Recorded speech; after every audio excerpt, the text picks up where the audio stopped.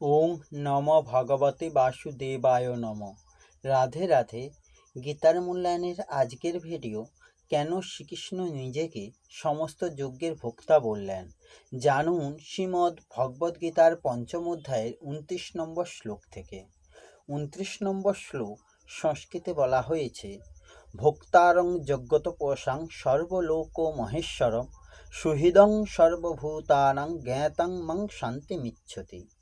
এর অনুবাদ, ভক্তগণ, আমাকে সকল যজ্ঞ ও তপস্যার ভোক্তা, সর্বলোকের মহেশ্বর এবং সকল প্রাণী সুহৃদয় অর্থাৎ স্বার্থবর্জিত, দয়ালু এবং প্রেমিক জেনে শান্তি লাভ করেন।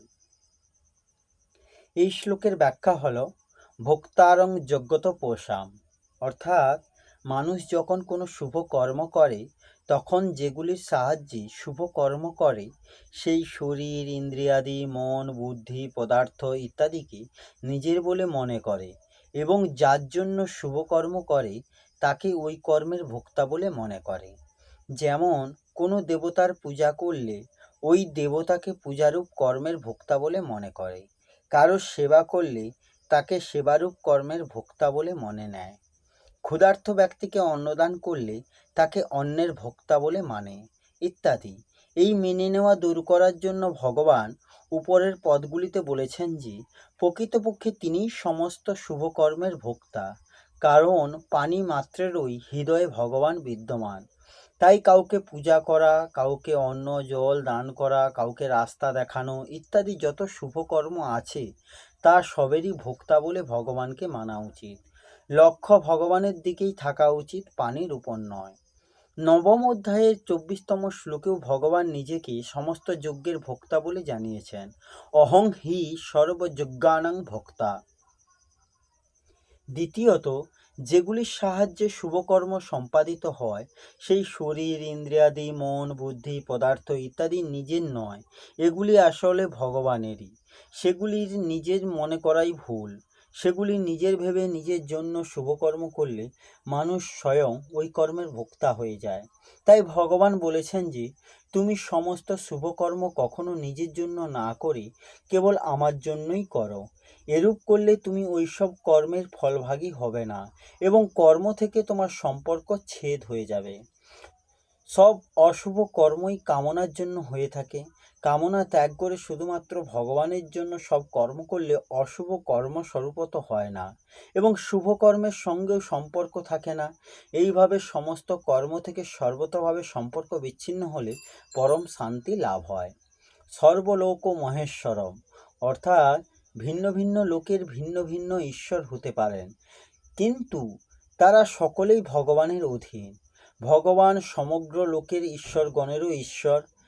সেই জন্য এই স্থানে সর্বলোক মহেশ্বরম পদটি ব্যবহৃত হয়েছে, অর্থাৎ সমগ্র সৃষ্টির প্রভু একমাত্র ভগবানই। সুতরাং কোনো সৎ ব্যক্তির সৃষ্টির কোনো জিনিসকে কি করে নিজের বলে মনে করবে?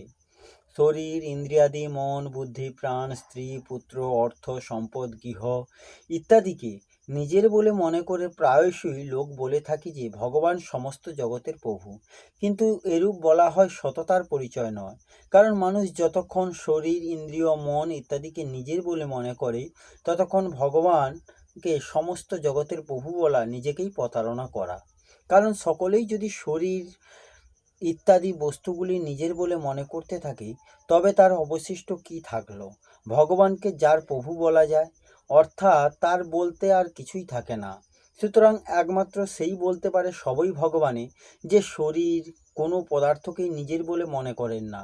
যে কোনো বস্তুকে নিজের বলে মনে করে সে প্রকৃতপক্ষে ভগবানকে যথার্থরূপে লোক মহেশ্বর বলে মনে করেই না। সে যতগুলি বস্তু নিজের বলে মনে করে সেই অংশে ভগবানকে সর্বলোক মহেশ্বর বলে মনে করে ভাবে ঘাটতি থাকে। মানুষের কেবল শরীর ইত্যাদি পদার্থগুলির সদ্ব্যবহার করার অধিকারই আছে, নিজের বলে মনে করার নয়। এই পদার্থগুলিকে নিজের বলে মনে না করে ভগবানের বলে মেনে নিয়ে তার সেবায় নিয়োগ করলে পরম শান্তি পাওয়া যায়। সুহৃদং সর্বভূতানাং জ্ঞাতং মং শান্তিমিচ্ছতি অর্থাৎ যিনি সর্বলোকের ঈশ্বরেরও ঈশ্বর, তিনি স্বাভাবিকভাবেই বিনা কারণে প্রাণীদের হিত করেন, প্রাণীদের রক্ষা করেন এবং প্রাণীদের ভালোবাসেন, এবং তার মতো এরূপ হিতৈষী, রক্ষক এবং প্রেমিক অপর আর কেউ নেই। এই প্রকার জেনে নিলেই পরম শান্তি লাভ হয়, কারণ তিনি বাস্তবিক এই রূপ। অসীম শক্তিশালী ভগবান কোনো প্রয়োজন না হলেও আমাদের পরম সুহৃদয়। তাহলে আর ভয়, ভাবনা, উদ্বেগ, অশান্তি আর ইত্যাদি কি করে হওয়া সম্ভব? বিনা কারণে জীবের হিতকারী মাত্র দুজন আছে, ভগবান এবং তার ভক্ত। ভগবানের কারোর কাছ থেকেই কিছু পাবার নেই, তাই স্বাভাবিকভাবেই তিনি সকলের সুহৃদয়।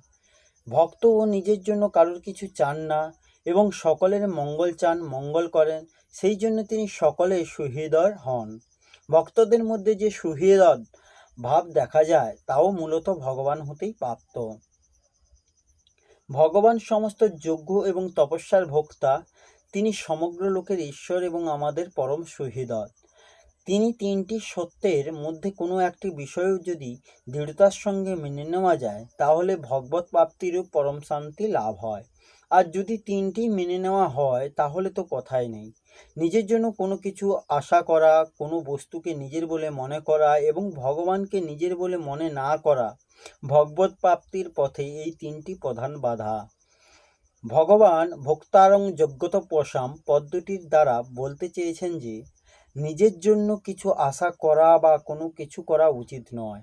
সর্বলোক মহেশ্বরম পদের দ্বারা বলেছেন কোনো কিছু নিজের বলে মনে করা উচিত নয়, অর্থাৎ সুখের আকাঙ্ক্ষা এবং বস্তু ও ব্যক্তির ওপর আধিপত্য ত্যাগ করা উচিত। এবং সুহৃদক সর্বভূতানাম পদে বলেছেন যে শুধু আমাকেই নিজের বলে মনে করবে, অন্য কোনো বস্তু বা ব্যক্তি নিজের বলে মনে করবে না।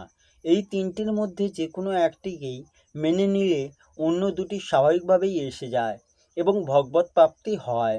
নিজের জন্য সুখের আশা কখনোই ত্যাগ করা যায় যখন মানুষ কোনো প্রাণী বা পদার্থকে আর নিজের বলে মনে না করে। যতক্ষণ পর্যন্ত কোনো পদার্থকে সে আপন বলে মনে করবে ততক্ষণ সে বিনিময়ে সুখের আশাই করবে। সুখের ইচ্ছা ত্যাগ করলে মমতা ত্যাগ, এবং মমতা ত্যাগ করলে সুখের ইচ্ছাও ত্যাগ হয়।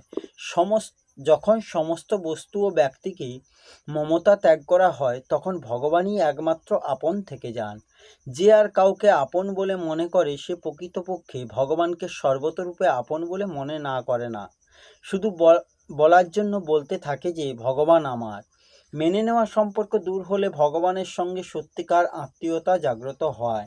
এর তাৎপর্য হলো যে সুখের ইচ্ছা পরিত্যাগ করা হোক বা মমতার অনস্তিত্ব হোক বা ভগবানের সঙ্গে সত্যিকার আপন সম্পর্ক হোক, এগুলো হলেই পরম শান্তি অনুভূত হয়। কারণ এর যে কোনো একটি ভাব দৃঢ়রূপে থাকলে অন্য ভাবগুলি স্বতই এসে যায়। প্রথমত কর্ম করা উচিত এবং দ্বিতীয়ত কর্ম করার বিদ্যা বা জ্ঞান থাকা উচিত। মানুষ যখন কর্ম করে অথচ কর্মটি সম্পাদন করার বিদ্যা জানে না, অথবা কর্ম করার বিদ্যা জানলেও কর্মটি করে না, তখন তার দ্বারা সুচারুরূপে কর্ম করা সম্ভব হয় না। তাই ভগবান তৃতীয় অধ্যায়ে কর্ম করার উপর বিশেষ জোর দিয়েছেন, কিন্তু তার সঙ্গে কর্মতত্ত্ব ভালোভাবে জানারও কথা বলেছেন। আবার চতুর্থ অধ্যায়ে কর্মের তত্ত্ব জানার পর বিশেষ জোর দিয়েছেন এবং তার সঙ্গে কর্ম করার কথাও বলেছেন। পঞ্চম অধ্যায়েও যদিও কর্মযোগ এবং সাংখ্যযোগ উভয়ের দ্বারা কল্যাণ হওয়ার কথা বলা হয়েছে, তাহলে ভগবান সাংখ্যযোগের থেকে কর্মযোগকে শ্রেষ্ঠ বলে জানিয়েছেন। এই অধ্যায়ের ক্রমানুসারে কর্মযোগ এবং সাংখ্যযোগের বর্ণনা করে পরে সংক্ষেপে ধ্যানযোগের বর্ণনা করেছেন এবং অবশেষে সংক্ষিপ্তকারে ভক্তিযোগের বর্ণনা করেছেন, যা ভগবানের মুখ্য উদ্দেশ্য। এই হল শ্রীমদ্ ভগবদ্গীতার পঞ্চম অধ্যায়ে 29 নম্বর শ্লোকের অনুবাদ সহ ব্যাখ্যা। আসবো পরের ভিডিওতে। রাধে রাধে, জয় শ্রীকৃষ্ণ, জয় গীতা।